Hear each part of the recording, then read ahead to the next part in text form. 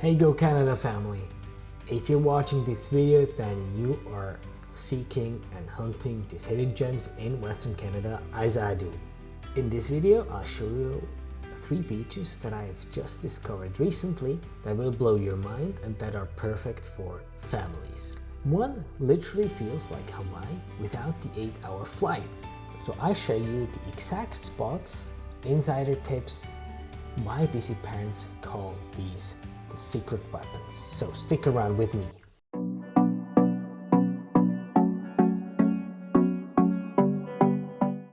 And before we dive in, if you are also tired of overcrowded beaches or generally overcrowded spots and you want the real Canada experience, then hit and subscribe, the bell buttons and the subscription button, and stick with me as I drop every week a new hidden gem or general tool ideas that you can use for your next trips.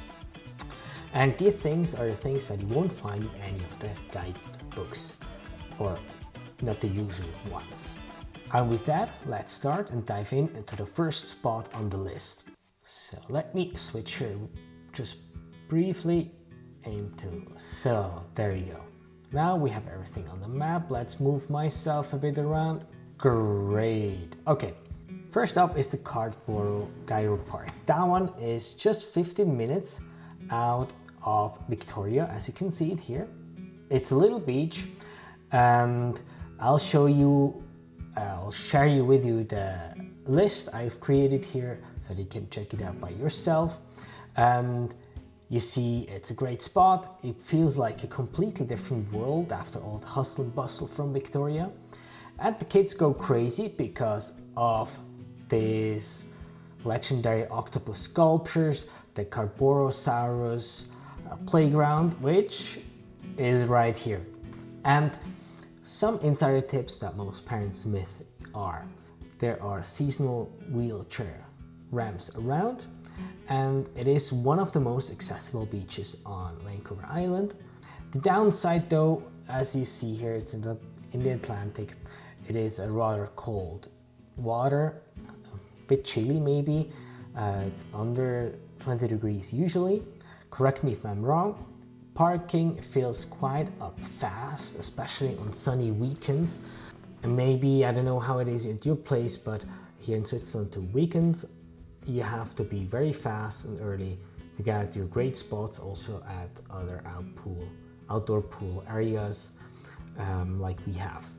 And having said that, the parking spots are rather scarce. You don't have that many spots, so you have to be there in time. What makes the place unique?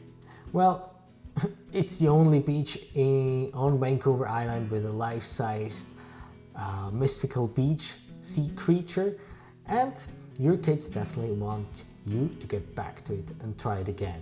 With that, I have a question for you. What's your favorite family combo? Playgrounds or beach time or even outdoor pools? Let me know in the comments below. Let's go ahead with the list and the ideas I have prepared for you. So next on, we go to a different place on Vancouver Island. And this is the place where the magic happens.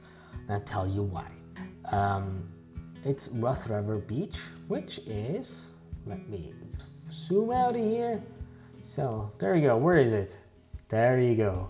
Okay, next on the beach in Parksville, it's a Rathtrevor Beach. It's a beautiful beach, and as I said, this is where the magic happens, because when the tide floods out, comes back actually, and the sand is already heated up, the water is really warm. It's one of the warmest places where you can swim in the ocean in Canada. And imagine that there are kilometer-long tidal flats, like as you can see here on the pictures, and toddlers can wait forever in these leftover pools from the sea. So a really great place for families, as you can run around your kids without being too much preoccupied because of deep water, as it usually is at beaches. And there's also a campground close by with over 250 sites.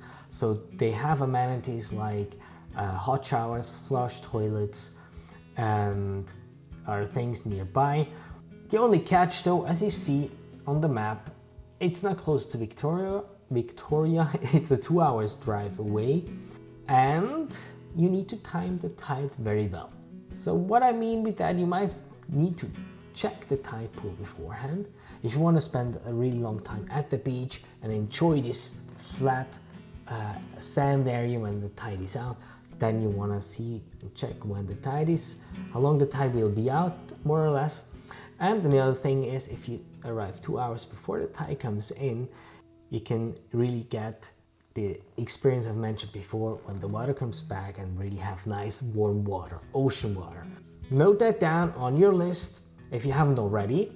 And if I'm already saving you some time finding the best beaches on Vancouver Island, then let me know in the comments, and if I even have saved you some headaches and research time too.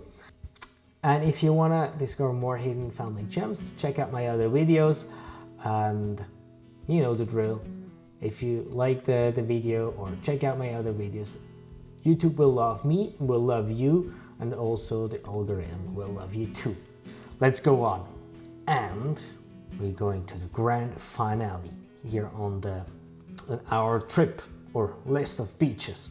And the grand finale is the Tribune Bay on Hornby Island. As you see, it's not that far off the Tribune Bay, of the Rathtrevor Beach Provincial Park, sorry for that.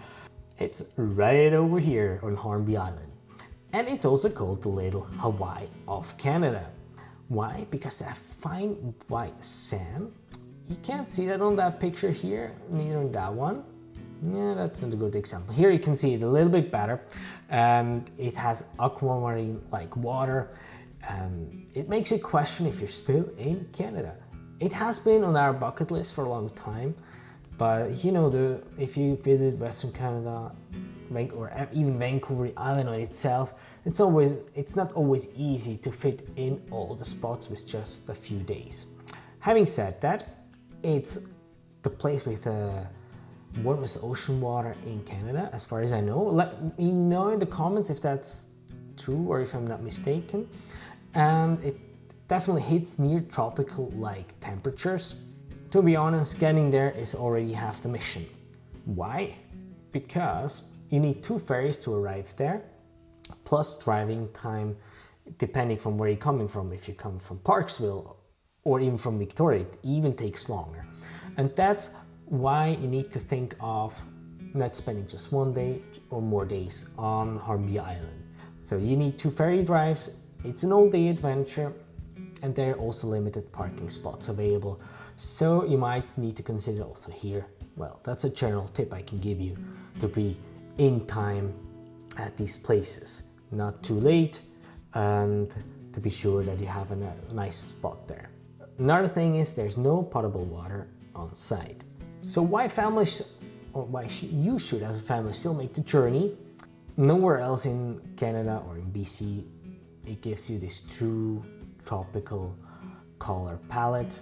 And my advice here for you, as I mentioned, is to take or use it as a 2 to 3 day trip, as there are plenty of other things you can discover on the island. It isn't that big. Then from the beach, it should be only a 5 minutes walk to the Hornby village itself, and the trip there is already, as I mentioned, half the mission, half the adventure, and I bet your kids will remember this forever. The only thing you need to take into account is, if you travel there, make sure you bring your picnic along. There are some services available, like pit toilets, and what was the other thing? It doesn't matter. There are some amenities available, but really rudimentary, like with the pit flush toilet. So you need to bring enough water for the day, your picnic. Yeah, the other services are that they are shaded places where you can have your picnic, so it's a bit more comfortable, that you can sit. There's no fire allowed on the beach, nor dogs, so you need to be aware of that. And at some places it is even wheelchair accessible. So if you're looking for more hidden spots like this that are family friendly and are perfect addition to your trip, then check out the entire playlist that I have attached afterwards on the video for more ideas and insights. and I bet this will save you countless hours of research. Just follow the links on the screens, and if you found this valuable, subscribe to the channel.